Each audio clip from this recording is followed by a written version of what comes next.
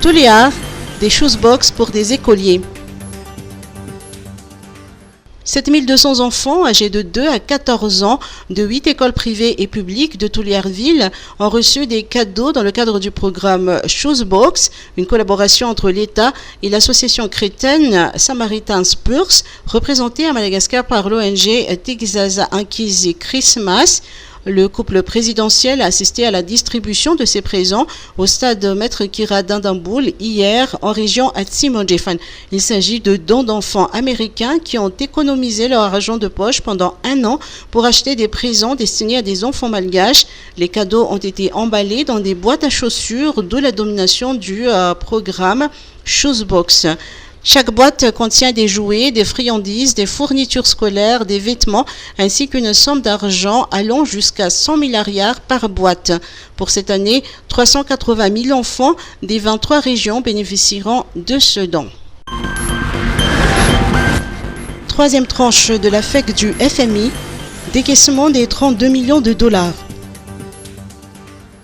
Le conseil d'administration du Fonds monétaire international a approuvé le décaissement de 32 millions de dollars au profit de la troisième tranche de la facilité élargie de crédit ou FEC. Mokhtar Bellamine, le représentant du FMI à Madagascar, l'a annoncé hier à la ministre de l'économie et des finances, Rinja Rabarnirinarson, au cours d'un entretien. Le représentant du FMI apporte des précisions dans cet extrait. Les montants des décaissements ont été validés avec les autorités lors du lancement du programme. Donc, lors du premier rapport qui a lancé un peu le programme FEC en Madagascar, précise éventuellement les dates de disponibilité avec les montants. Il était convenu que lors du lancement du programme de la première revue, il y aura 20% de quote-part qui seraient éventuellement décaissés et que pour toutes les revues qui vont suivre, il y aura 10% de quote-part. Donc cette baisse a été connue, a été discutée et a été depuis toujours définie.